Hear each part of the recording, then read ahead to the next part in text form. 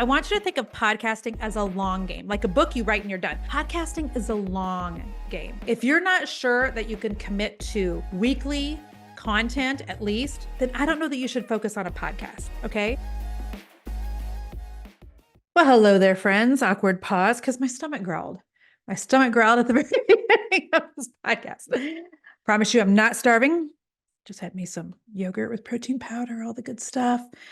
Winter chicken dinner. I'm excited about this podcast episode because I've been thinking about doing this for a hot minute.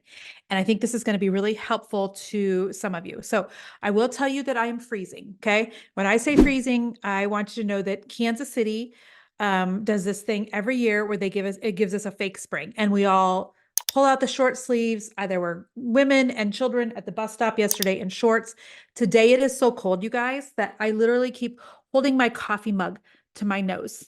If you're watching me on YouTube right now, I'll show you something I've not showed anybody else. I have this thing from Amazon. Don't laugh. It's a nose warmer. All winter long this year. Look, if you're on YouTube, you're the special ones that get to see this first. I've been wearing a nose warmer off and on because my nose gets so cold. Nobody can figure out why. I know it's absolutely ridiculous, but that's the only thing that helps. So either that or holding a hot coffee cup up to your nose, but it's very difficult to look at social media and or type with one hand and or read a book with a coffee cup against my nose. So there's that. So I'm feeling a little bit of anger about the fake spring that we have had, but super excited about this episode. Okay. Here's what I want to chat with you about today. I have had a handful of people in the last year ask me, Jen, should I write a book or should I start a podcast? Okay. So this conversation is for those of you who are considering either of those for 2024 or beyond. Okay. Because when people say, should I write a book or should I start a podcast? My response is always like, well, it completely depends. Like there's no good answer for that. It depends on your goals. It depends on how much time you have. It depends on your capacity. And so I want to kind of talk through those things today because I think this will be super helpful. Okay. And so if you are someone who you've genuinely been thinking about this, you've genuinely been thinking, you know what, I really feel like God's wanting me to share my story or share my experience or share my knowledge, which by the way, I think is biblical. We never go through the stuff that we go through just for ourselves, right? Hopefully we learn some things through our own experiences, through our own journey, so that then we're able to have Titus 2 moments where we're able to throw a life raft to the people coming behind us, right? And hopefully somebody ahead of us has dropped down a ladder to us as well. And so I always think it's really good to share your story, your experience, your knowledge, your expertise in some form, in addition to social media. Okay. So let's talk about the difference though of when you should maybe do a book and when you should do a podcast. Okay. So I want to talk about a book first. So most of you know I have two books. If you're here watching on YouTube, they're right behind me. Fear is Not the Boss of You came out 10 seconds before the pandemic hit in 2020. Okay. Not really, but pandemic hit essentially on March 21st, my husband's birthday. I'll never forget that. Here in Kansas City anyway. And then my book came out on April 7th, 2 weeks later. And so the whole 12 city book tour was canceled. It was a whole thing, guys. It was a whole thing because I had a 12 city book tour on the books, all that canceled. In retrospect, it was all fine. Everything's fine. So I will always tell myself everything's fine. But so Fear's Not the Boss of You came out then. Okay. The next year, Get Unstuck and Stay Unstuck, which is like a coffee table book, kind of like an interactive journal that went along with Fear's Not the Boss of You, came out. I do feel like the Lord told me years ago, Jen, you have 3 books inside of you. I kind of almost consider those two one. So I do believe that I have 2 more books coming. One, if my spidey senses are right today, one will be on the topic of women, Christian women in general, and our relationship with money and making money and why we're weird about it. And the second one may be some sort of a memoir. And so that'll be later on down the road. I still have family members that need to be honored, and not that I would dishonor them after they were gone, but that would be down the road. Okay. So, and that will be a tell-all. No, I'm kidding. but maybe, maybe I'll mail a copy of said tell-all to some. No, I'm kidding. Okay. I'm kidding. I'm telling you, I'm feeling feisty this year. Okay, so let's talk about my book writing experience, which is what I know, and then the other option. Okay. So when you are thinking about writing a book, you need to know this. There's two ways to get a book out into the world. One, you have a publisher, which is like traditional publishing is what it's called. Or two, you self-publish, meaning you do all the things. Okay. I had a traditional publishing deal for my book. So if you have a traditional deal, this is what happens. Okay. You essentially get yourself an agent, and an agent is going to shop like the book for you and get you book deals from different publishing houses. I think that Fear's Not the Boss of You, I think we had offers from 4 different major publishing places. Okay. And so you'll get book deals, hopefully. They base those book deals essentially on what kind of an audience do you have? How many followers on social media? Do you have an email following? Do you have the potential for this to really be read? Are people invested in you? Are they invested in your story? Are they invested in your knowledge? Is this something that's kind of hot right now? And so that's how they determine whether or not to offer you a book deal. And then you would decide if you only get one book deal, you'd go with that. Or if you have several, you would make, a very educated decision on which publishing company you wanted to go with. I went with Zondervan. I was so comfortable with them. I was so pleased with them. They're the largest Christian publishing network in the United States. And so I loved that I was with Zondervan.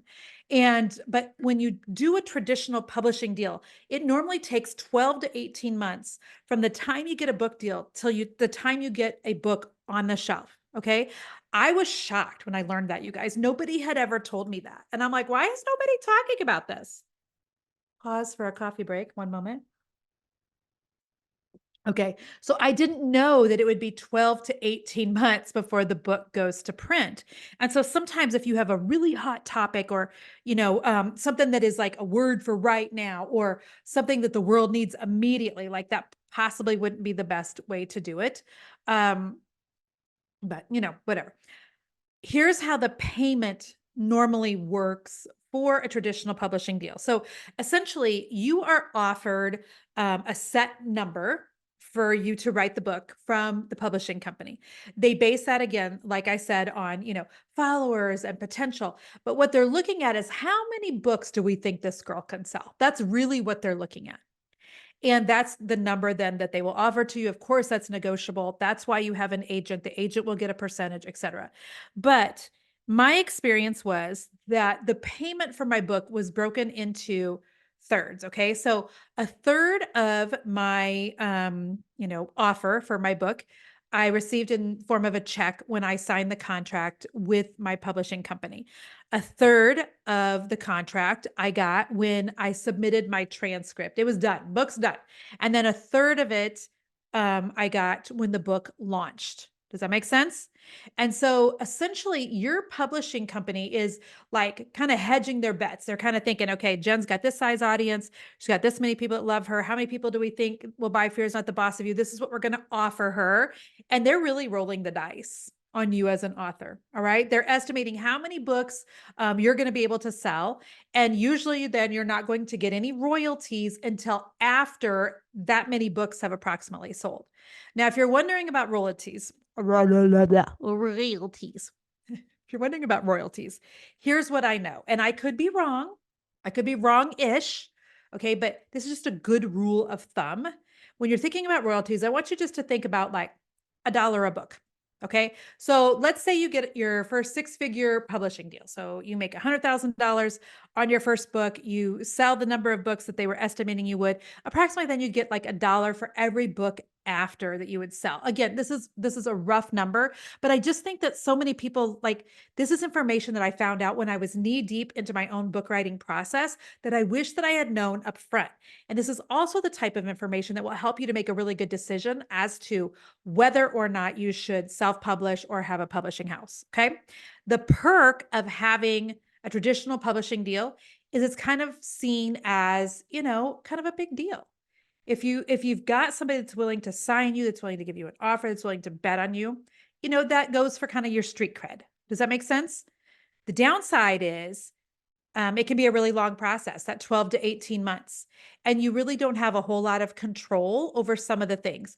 For instance, I wanted to start out my book with being stuck sucks. Okay. Now listen, I don't love that saying I love Jesus, but I cuss a little. I don't love that. Okay. Because I try really hard not to cuss at all. I also am probably a little looser with my tongue in certain areas. Like for me, I don't know that the word sucks is necessarily a cuss word. And yet I wouldn't let my daughter that's 9 years old say it. So, whatever. Potato, potato. Please don't send me hate mail. Gosh, sometimes just really, ugh, well-meaning Christians can just be the worst. Can I just say that? I got a message from a lady the other day. Let me just say this. Can I have a side note? I had posted 2 books on my Instagram stories that I tried to start to read and I couldn't finish them. One was called My Sister's a Serial Killer, and the other was also, I think, like a murder mystery. I can't even remember off the top of my head what it was. None of these were like book porn, okay? None of these had a reputation for being scandalous. And so I posted, I tried to finish both these books because people always ask me on Instagram what I'm reading. And I couldn't finish either of them. And I get this message from a well-intentioned Christian woman who's like, "Have you ever thought about picking up the Bible and reading it? Maybe that's where you need to be reading, Jennifer." I could literally read to you her scathing message right now of how she shamed me for reading 2 books that had to do with murder versus reading my Bible. And so if you have a problem with me saying sucks, like, God bless you until God convinces me otherwise. I'm okay with it. Okay. Are we okay? Are we mature enough that we can just, if the Bible says, if you're okay to eat meat, eat meat. If you're not okay to eat meat, don't eat meat.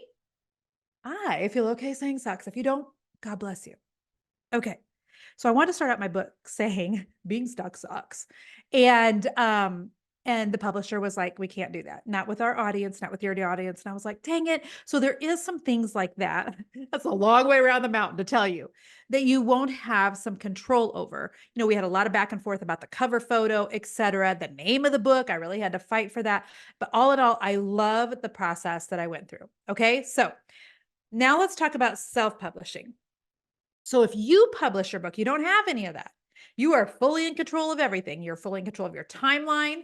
You're fully in control of what you want to charge for the book, of what you want to include in the book. But you aren't getting paid for anything up front. You only get paid when you sell books, right? But the nice thing about having a self-published book is you're able to use it in a lot of different ways. You can use it like as a free lead magnet, which is a way to get people on your email list. Total side note, if you go listen to episode number 380, like type in Jennifer Allwood podcast number 380, I talk about different ways to get people on your email list, and having a book that you self-publish is one of those ways. Okay. So go listen to episode 380. The downside of self-publishing is you have nobody to represent you and you're getting no money up front. Okay. So that's kind of the book world. So if you're looking at, do I book or do I podcast? That's the book world. Now let's look at podcasting, which is totally different. It's me sitting in front of a microphone right now. It's me having somebody that edits my podcast. We really use podcasting here at Team Allwood as seed planting, meaning that we're not trying to generate income off of my podcast. It takes a lot of listeners, you guys, to get people to sponsor your podcast. Some of you will remember I had Good Ranchers.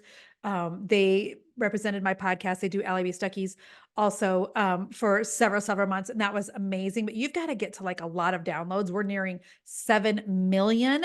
And I still have very, very few sponsors. Okay. And a lot of the times the sponsors that'll want to pay you money are not in alignment. Like we have people who they wanted me to do like an underwear commercial. Yeah, that's a hard pass for me. I feel comfortable saying sucks. I don't feel comfortable advertising about your underwear. There's that. And so, a lot of people are putting their podcast on Patreon so that they can like charge, a nominal fee for it. So there is that. But if you're thinking I'm going to start a podcast and make money, I would argue with that point. Okay. I've been podcasting almost 7 years. And I think podcasting is one of those things that you only do if you're in it for the long haul. If you listen to my episode with John Acuff, he's episode number 390. He said on that episode, when I was interviewing him, that only 1% of people ever get to where they have over 3 podcast episodes out into the world. Okay. So I want you to think of podcasting as a long game, like a book you write and you're done. Podcasting is a long game. If you're not sure that you can commit to weekly content at least, then I don't know that you should focus on a podcast. Okay. You also need to consider like the techie piece of it, the producing of it. Do you know how to do that? If not, you're going to need to hire people. Nell's son does all of my podcast editing. Easton does all of putting my podcast, my son, on YouTube and making like reels and YouTube shorts out of it. And so those are things that we have had to hire out. Okay. And so if the answer is like, no, I am not techie, I can't do any of the producing, you could always just like talk on YouTube, consider that a podcast, or do reels, TikToks, etc. What I like about my podcast, aside from the fact that it's seed planting, when I say seed planting, I mean this, it's setting the seeds with some of you to work with me as your coach at some point. Let's just be honest. Some of you're like, crap, I get a lot from this girl's podcast. I wonder what it would be like if I were to actually like coach with her. That's what I'm talking about with seed planting. I get so many clients from this podcast. Okay. I also then get to be on other people's podcasts, OPPs.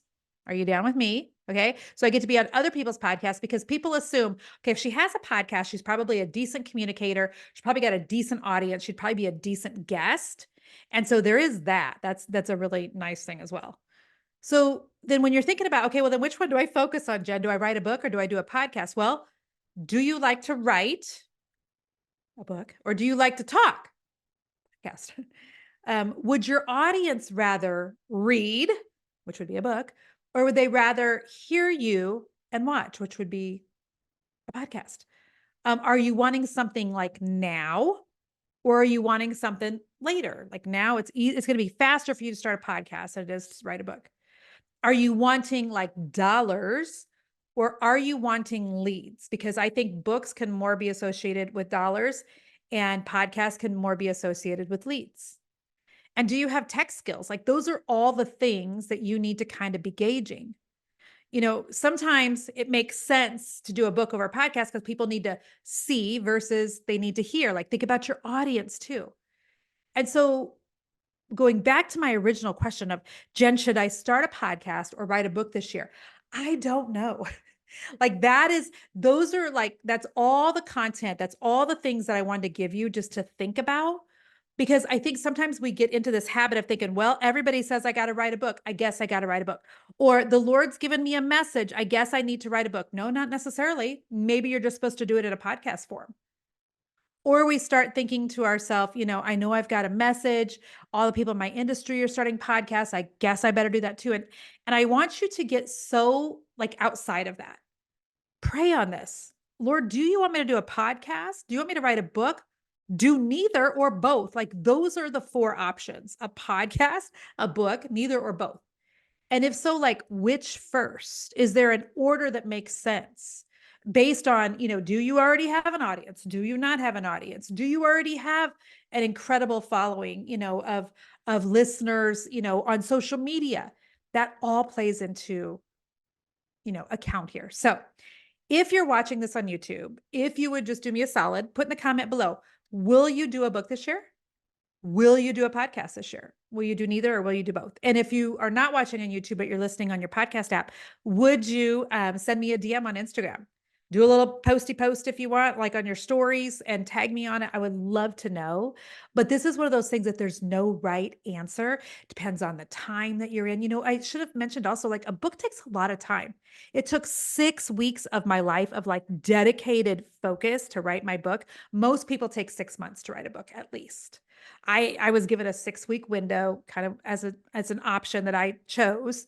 And so I had to work my butt off to write 60,000 words that I liked and could stand behind in, a 6-week period of time. And if you don't have my book, go grab it. Fear's Not the Boss of You. One of the girls in my mastermind, Hope No, who her business is Head of Hope. She helps women who have anxiety. She was telling me yesterday, she's like, okay, I just started your book. And I'm like, I'm so glad because even though it's 4 years old, the message is more relevant than ever before. So go grab it on Amazon. I know it was like $13 the other day. And I'd be honored if you did so. So I hope this was helpful, friends. Love being here with you guys. If I can help you in any way, send me a DM on Instagram. Until then, we'll see you again next week. Bye-bye.